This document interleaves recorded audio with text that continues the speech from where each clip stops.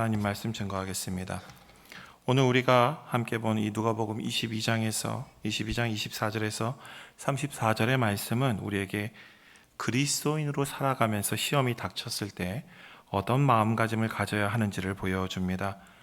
오늘 말씀에 나타나는 예수님의 제자들과 같이 그리스도인으로 오늘을 살아가는 우리는 날마다 수많은 시련과 도전을 직면하게 됩니다. 그러다가 지쳐서 길을 잃고 방황하거나 좌절하여 넘어질 때도 있습니다.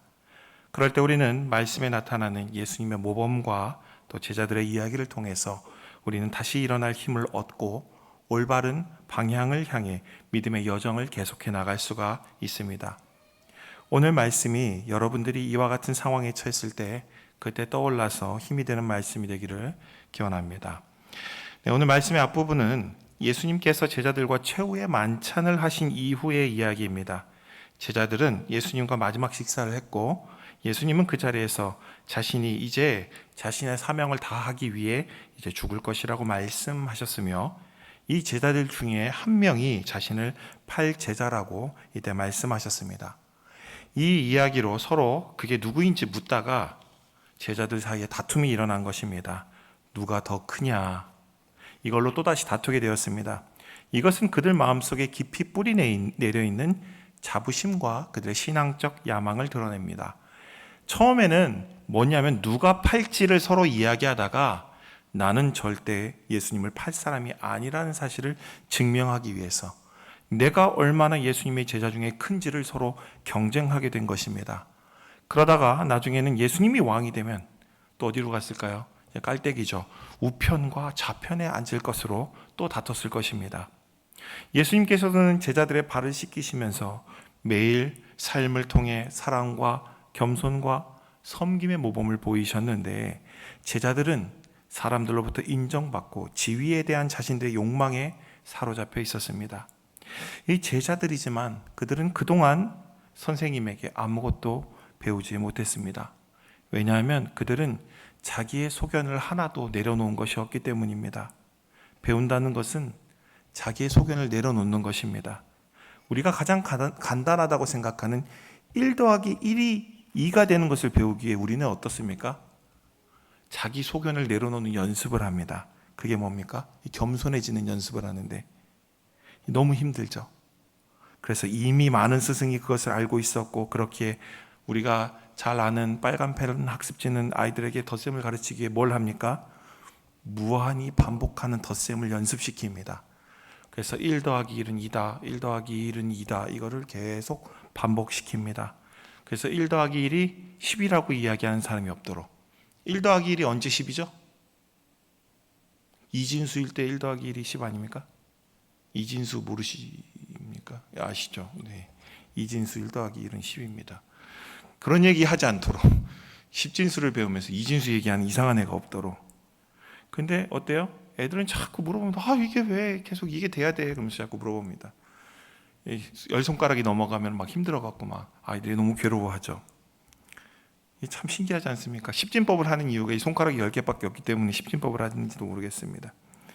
겸손해야 됩니다. 자기 소견을 내려놓지 못하면 안 돼요. 그래서 끝까지 반복하는 겁니다. 예수님은 이미 여러 차례 겸손하라고 말했고 낮아지라고 말씀하셨지만 또다시 말씀하십니다. 진정 위대함은 권위나 권력에 있는 것이 아니고 이 땅의 지위에 있는 것이 아니라 겸손과 섬김에 있다고 가르치십니다. 나 또한 섬기는 자로 너희들 가운데 있다고 말씀하시며 궁극적인 모범으로 너희들은 나를 바라보라고 얘기합니다. 빌립보서 2장 6절 8절에 이렇게 나오죠. 그는 근본 하나님의 본체시나 하나님과 동등됨을 취할 것으로 여기지 아니하시고 오히려 자기 자신을 비워 종의 형체를 가지사 사람들과 같이 되셨고 사람의 모양으로 나타나사 자기를 낮추시고 죽기까지 복종하셨으니 곧 십자가에 죽으심이라. 예수님은 하나님 나라에서 높은 자는 자기를 높이는 자가 아니라 또 사람들로부터 높임받기 위해서 높아지려고 애쓰고 노력하는 자도 역시 아니라 예수님처럼 다른 사람에 대한 희생적인 사랑과 봉사와 나눔과 섬김을 실천하며 스스로 내 자신이 가장 낮고 천하다고 여기는 자가 가장 높은 자라고 말씀하십니다. 예수님을 믿고 따르는 목적이 오늘 우리가 사람들 앞에 높아지는 것이었다면 오늘 말씀이 나오는 제자들과 같은 사람입니다. 나의 헌신과 봉사와 예물이 나의 이름과 나의 신앙과 나의 열심을 입증하기 위함이었다면 그것은 결국 오늘 제자들과 같이 누가 크냐는 다툼만을 일으킬 뿐입니다. 오늘 우리는 오른손이 하는 것을 왼손이 모르게 해야 합니다. 그렇게 우리 자신을 낮춰야 합니다. 이 모든 것이 제가 한 일이 아닙니다. 제가 지금까지 쌓아놓은 모든 것은 제 것이 아닙니다. 다 하나님의 은혜고 하나님의 것입니다라고 고백할 수 있어야 됩니다. 예수님은 제자들이 그렇게 하기를 원하셨습니다. 그리고 이 말씀대로 행하는 제자는 오늘 말씀에 너희로 내 나라에 있어 내 상에서 먹고 마시며 또는 보좌에 앉아 이스라엘 12지파를 다스릴 것이라고 약속하셨습니다. 오늘 이 자리에 모이신 여러분들이 바로 이 약속의 주인공이 되기를 간절히 기원합니다.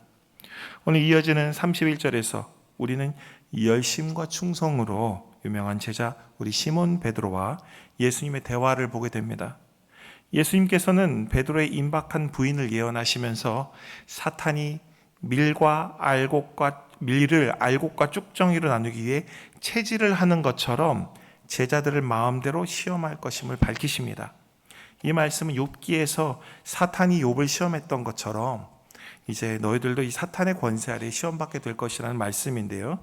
예수님이 베드로에게 오늘 32절에 뭐라고 하냐면 너는 돌이킨 후에 내 형제를 굳게 하라 라고 얘기합니다. 이게 뭐냐? 돌이킬 수 있는 상황까지 가야 된다는 겁니다. 죄를 짓고 돌이킬 것이라는 얘기입니다. 그래서 이는 베드로가 예수님을 배반할 것을 예언하는 말씀입니다. 이에 베드로는 뭐라고 하냐? 저는 절대로 예수님을 배신하지 않고 끝까지 우리 예수님과 함께 할 것입니다. 그래서 오늘 33절에 얘기합니다. 주여 내가 주와 함께 오게도 죽는 데에도 가기를 각오하였나이다. 그러나 그의 이와 같은 각오를 듣고 예수님은 뭐라고 하냐면 닭이 울기 전 베드로가 3번 나를 부인할 것이라고 예언합니다. 이 대화는 우리가 시험이라는 현실적 상황 가운데 인간의 본성이 얼마나 약한지, 우리가 얼마나 연약한지를 보여주는 말씀입니다.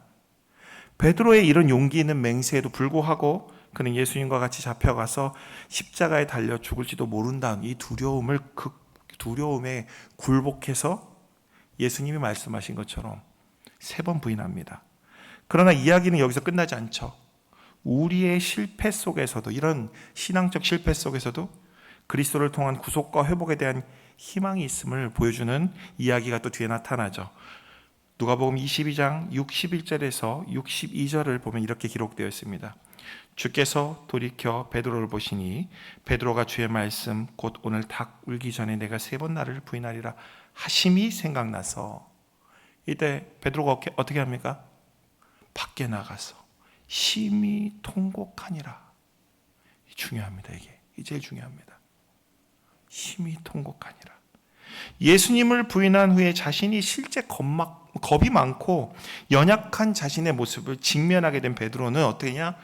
깊이 회개하고 심히 통곡합니다. 지금까지 자신이 생각하고 있었던 자신의 모습이 모두 산산이 깨어져 버린 순간이었습니다. 우리는 실제보다 우리 자신이 신앙이 좋다라고 생각합니다. 믿음도 좋다고 생각합니다. 그거는 우리가 너무 안전한 신앙생활을 하기 있기 때문입니다. 예수를 믿음으로 지금 우리가 누리는 삶이 유지하지 못한다면 여러분들은 신앙생활을 계속할 수 있겠냐는 겁니다. 이것이 베드로를 향해 3번 부인할 것이라 예언하신 예수님 오늘 우리에게 묻는 것입니다. 저도 참 되게 생각납니다. 아직도 정말 작은 사례비를 받고 사역하고 있는데 쫓겨난다니까 너무 무섭습니다. 나 나가면 어떡하지? 여기서 쫓겨나면 나 어디 가지? 다시 이력서를 쓰고 시작해야 되는데 어떡하지? 그래서 어떻게든 들러붙고 싶어가지고 첫 사역할 때 그랬습니다. 어떻게든 살아남아 보려고. 근데 결국 나오게 됐습니다. 그때 너무 힘들었습니다. 처음으로 교회에서 쫓겨나는 상황이라. 그 당시 그래서 상담 수업에 제 이야기를 해놓고 1시간 내내 참 그때 은혜 받았습니다. 그 상담 수업 그때 2시간짜리 수업이었거든요. 교수님과 거기 같이 있었던 공부하는 원우들이 저를 위로하기 위해서 아예 1시간 통째를 썼습니다. 사역하는 거는, 하나님의 말씀대로 사는 것은, 진짜 그때 참 많이 위로를 받았습니다. 이렇습니다. 아주 작은 편안함도, 대단한 걸 얘기하는 게 아닙니다. 정말 작은 사례비를 받고 아주 작은 집에서 겨우 살고 있는데 그것조차도 잃어버리면 난 어떡하지? 아주 작은 편안함이었습니다. 있어도 불편한데, 그렇게 넉넉한 것도 아닌데 그것조차 뺏기는 게 너무나 마음이 아프고 힘들었습니다. 참 그런 연습을 많이 했습니다. 잃는 연습. 왜냐하면 잃는 게 아니라는 걸 저는 배워야 됐기 때문이에요. 대부분 조금이라도 손해보지 않는 선에서, 혹은 어느 정도 수용할 만한 수준에서 손해를 감수하며 우리는 신앙생활을 일반적으로 해나가고 있습니다. 저 역시도 마찬가지입니다. 그런 우리에게 수용 범위를 넘어서는 생명의 위협이, 우리의 삶의 안정의 위협이 우리 앞에 닥쳐온다면 우리는 베드로와 달리 부인 안 할 수 있겠냐는 것입니다. 그때 저는 쫓겨나지 않으면 무슨 짓이든 할 수 있었을 것 같았어요. 엎드려서 절하라 그러면 절하기도 하고, 사과하라 그러면 진짜 머리 박고 사과할 수도 있었습니다. 그런 마음이 있었던 거예요. 신앙을 위해서가 아니라 그 작은 편안함을 지키기 위해서. 편안하지도 않았어요. 근데 그 작은 안정도 잃기 싫었습니다. 우리 베드로는 이 베드로의 교훈의 의미를 삼으며 베드로를 우리는 반면교사를 삼아야 한다고 일반적으로 많이 생각합니다. 근데 우리는 지금의 삶이, 우리의 오늘의 삶이 베드로 수준의 손해를 보는 삶을 살아가고 있는가를 우리가 살펴본다면 우리는 베드로를 비난할 자격이 있는가? 오늘 우리는 베드로를 비난할 수 있는 사람이 있을까? 베드로는 예수님을 따를 때 자기 삶에서 우리가 상상할 수 없을 정도로 정말 많은 것을 희생했습니다. 예수님 따라다니는 일이 쉬운 일이 아닙니다. 우리는 성경을 통해서 보기 때문에 와, 예수님의 첫 번째 제자, 대단하다, 훌륭하다라고 생각할 수 있지만 당시 사람들의 관점으로 본다면 어떤 사람인지 아십니까? 자기 집을 버리고 가족을 버리고 자식을 버리고 생활도 포기하고 맨날 빌어먹습니다. 배가 고파가지고 길에서 미리사 훑어먹는 게 그들의 인생이었습니다. 누가 집에 가서 밥을 주면 얻어먹고 내쫓으면 쫓겨나는 게 그들의 인생이었습니다. 다른 사람의 관점으로 보면 미친 사람입니다. 그냥 사이비교주 따라다니는 정신 나간 사람처럼 봤을 것입니다. 베드로는 그것을 가장 앞장서서 한 사람입니다. 그렇기에 베드로는 예수님을 배신하지 않을 자신이 있었던 것입니다. 내가 얼마나 많은 것을 포기했는데 여기서 내가 예수님을 절대 나는 배신 안 할 자신이 있어. 여러분들은 얼마까지 던져보셨습니까? 예수님을 위해서 얼마까지 포기해 보셨습니까? 베드로의 이 자신감은 괜히 나온 게 아니라 삶에서 나온 겁니다. 그렇게 그는 예수님 배신하지 않을 자신이 있었습니다. 그러나 생명의 위협 앞에서 순식간에 모두 산산이 깨어져 버렸습니다. 이때 베드로는 그동안 자신이 왔던 모든 것이 다 허무하게 느껴졌을 것입니다. 그렇게 그는 예수님이 십자가에 달려 돌아가실 때 아무것도 하지 못했고, 그 자신을, 이 아무것도 못한 자신을 바라보면서 그는 매우 실망하고 낙심했을 것입니다. 소망을 잃어버린 그는 고향으로 돌아가 다시 고기 잡는 일을 합니다. 예수님의 변함없는 사랑과 은혜는 이때 바로 베드로와 같이 이렇게 완전히 무너지고 깨어져 절망해버린 순간에 나타납니다. 부활하신 예수님은 베드로를 찾아가서 그를 회복시키십니다. 오늘 요한복음 21장에 보면 우리는 예수님이 베드로에게 찾아가 사랑하는지, 너는 나를 사랑하느냐? 라고 3번 물으시죠.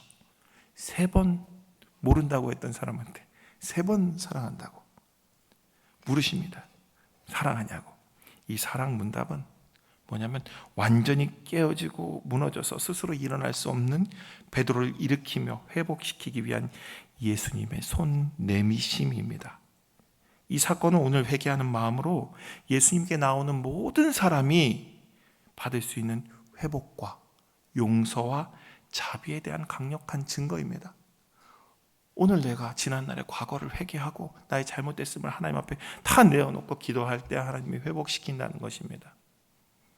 오늘 이 말씀은 우리의 신앙적인 실패가, 전 첫사역에서 너무 큰 실패를 경험했습니다. 전 참 신기합니다. 처음 차를 사가지고 교회에 가져간 그날 무슨 일이 있었는지 아십니까? 누가 한 판을 팍 긁고 갔습니다. 처음 차를 몰고 새 차를 사서, 중고차도 아닙니다. 새 차 사갖고 처음 몰고 가서 교회 주차장에 세운 날 누가 범퍼를 퍽 긁고 갔습니다. 근데 그때 진짜 저는 바리새인이었어요. 화나면 화를 낼 줄 모르고 목회자는 이렇게 살아야 돼 그러면서 혼자 이 악물고, 옆에 있는 아내가 저를 보면서 진짜 한심했을 겁니다. 그럴 거면 차라리 CCTV 보고 찾아가지고 보상이나 받지. 근데 뭐 하고 있었냐면은 비슷한 색깔로 뭘로 칠하면 깨끗해지고 이걸 하고 앉았었습니다. 그러면서 뭐라고 했냐면 이렇게 얘기했습니다. 찾아서 뭐해, 어차피 교회 사람일 텐데 서로 불편하지 말지 뭐, 이런 생각을 했는데 말로는 그렇게 하지만 속으로는 미치는 줄 알았습니다. 그런 사람이었습니다. 그러면서 첫 번째 사역 나갔을 때, 처음 전임 사역 나갔을 때 완전 망해가지고 진짜 이렇게 내가 사역자로 살아갈 수 있을까? 그런데 그것을 다 내려놓고 무릎 꿇으니까 하나님이 회복시켜 줍니다. 그 다음 교회에서 참 재밌었습니다.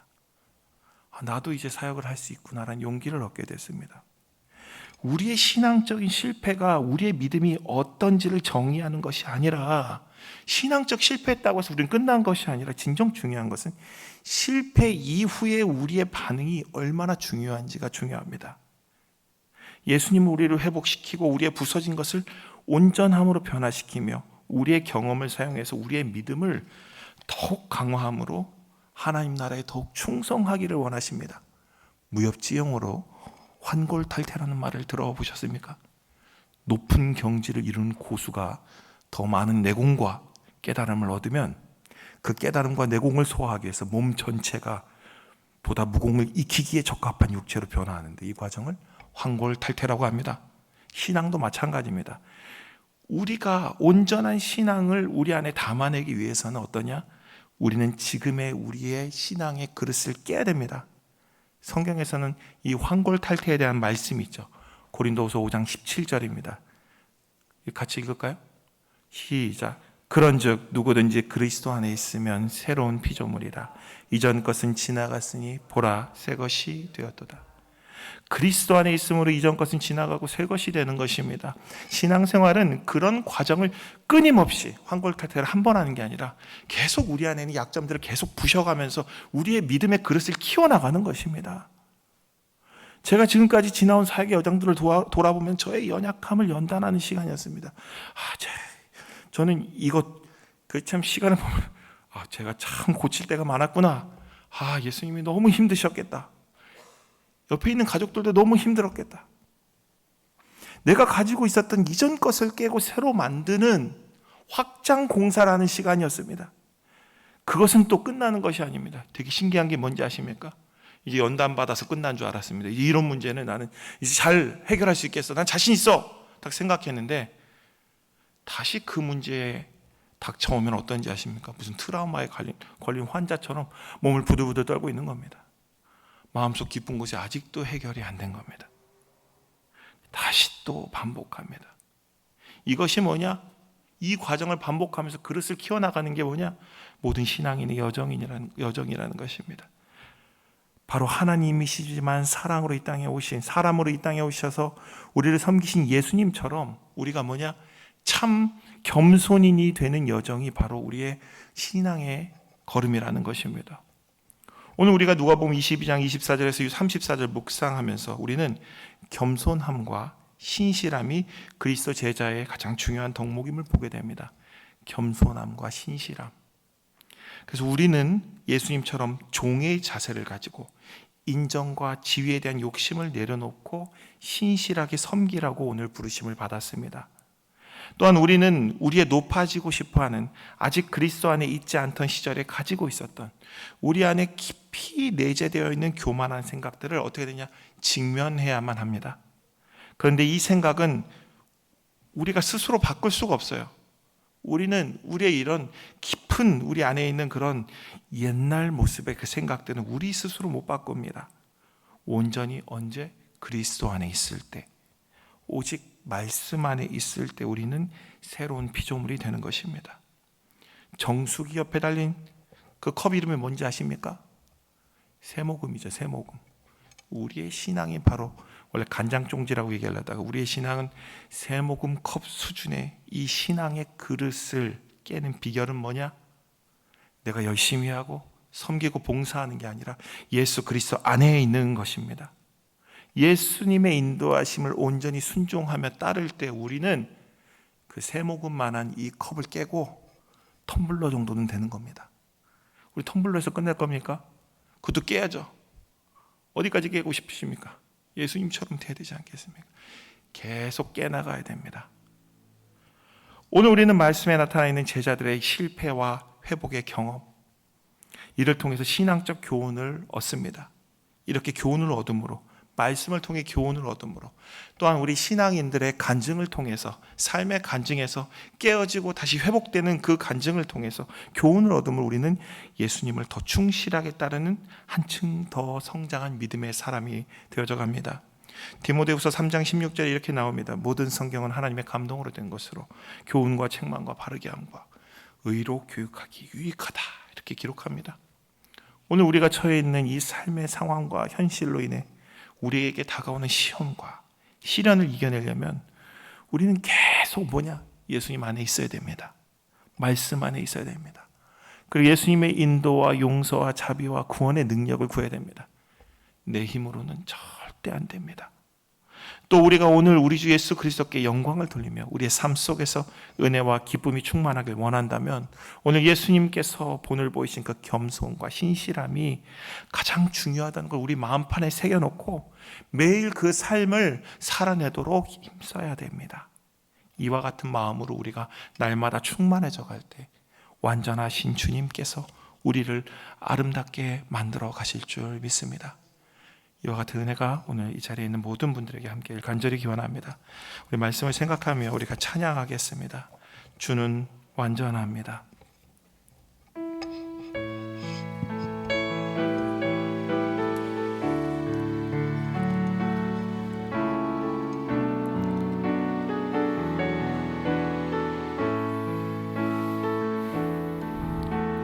주여 우린 연약합니다. 우린 오늘을 힘겨워 합니다. 주 뜻 이루며 살기에 부족합니다. 우린 연약합니다. 다시 주여 우린 연약합니다. 주여 우린 연약합니다. 우린 오늘을 힘겨워합니다. 우린 오늘을 힘겨워합니다. 주 뜻 이루며 살기엔 부족합니다. 우린 연약합니다. 주여 우린 넘어집니다. 주여 우린 넘어집니다. 오늘 하루를 또 실수합니다. 하루를 또 실수합니다. 주의 긍휼을 구하는 죄인입니다. 우린 주만 바라봅니다. 한없는 주님의 은혜 온 세상 위에 넘칩니다.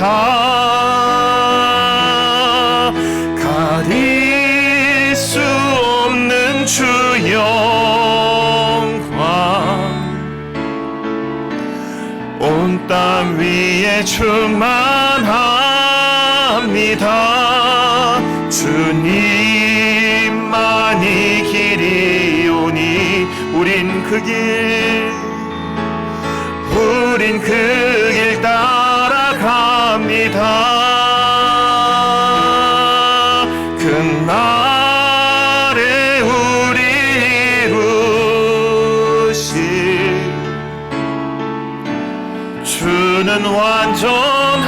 완전합니다. 한없는